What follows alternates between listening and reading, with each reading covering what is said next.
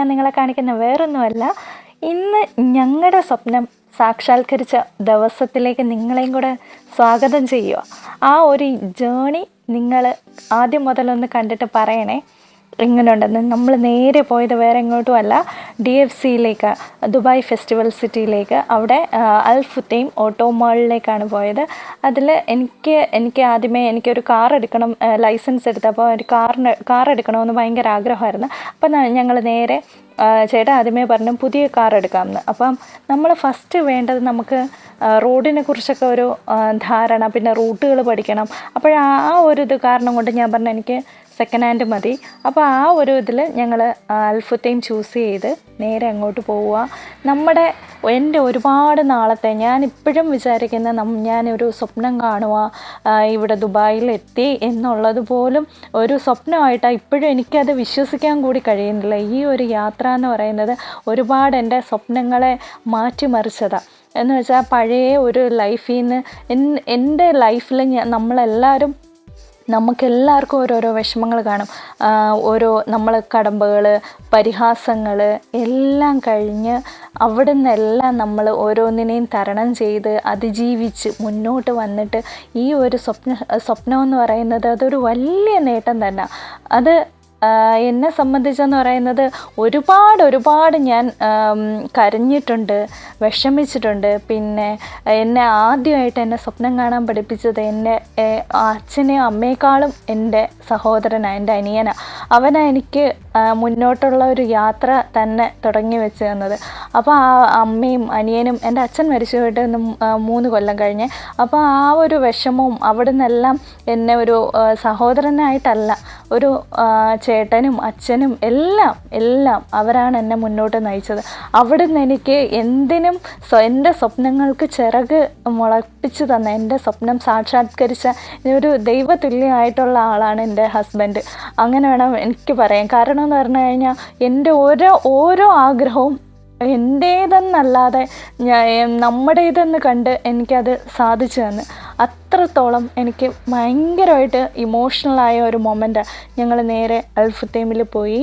എനിക്ക് അവിടെ അവരുടെ വെൽക്കമും കാര്യങ്ങൾ പറയാതിരിക്കാൻ പറ്റത്തില്ലായിരുന്നു. അത്ര നല്ലൊരു സർവീസായിരുന്നു.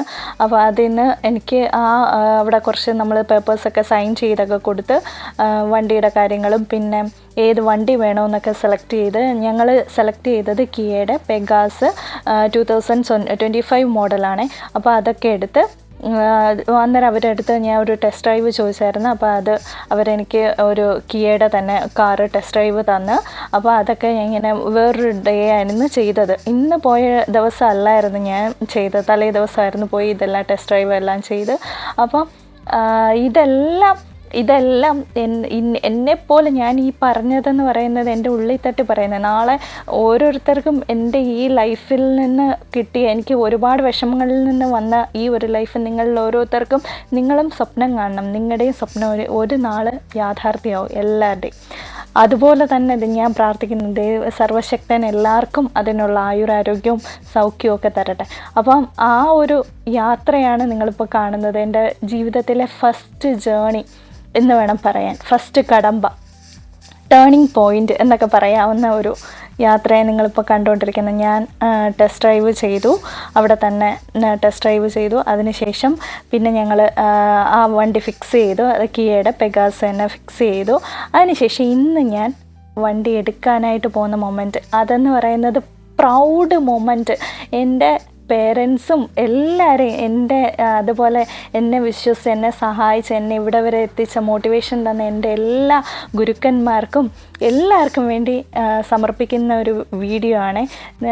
അവിടെ വന്ന് ഞങ്ങൾ പേപ്പേഴ്സൊക്കെ ഫൈനലായിട്ടുള്ള പേപ്പേഴ്സൊക്കെ സൈൻ ചെയ്ത് അവസാനം നമ്മൾ നമ്മുടെ കാറ് ലോഞ്ച് ചെയ്ത്, ഇതാണ് നമ്മുടെ കാറ്.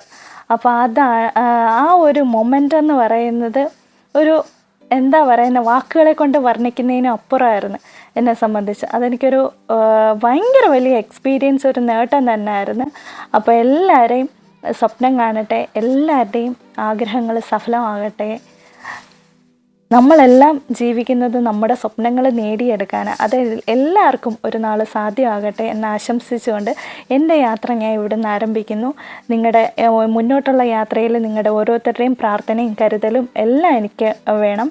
അപ്പോൾ എല്ലാവരും എനിക്ക് വേണ്ടി പ്രാർത്ഥിക്കണം. ആ പ്രാർത്ഥനയോടെ ഞാൻ മുന്നോട്ട് പോവുക. അങ്ങനെ ഞങ്ങൾ ഒരുമിച്ചുള്ള ഫസ്റ്റ് ജേണി ഇവിടുന്ന് തുടങ്ങി.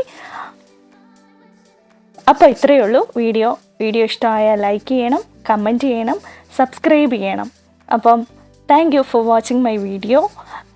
എല്ലാവരുടെയും സ്വപ്നങ്ങൾ സാക്ഷാത്കരിക്കട്ടെ എന്ന് ആശംസിച്ചുകൊണ്ട് എൻ്റെ വീഡിയോ ഇവിടെ അവസാനിപ്പിക്കുന്നു.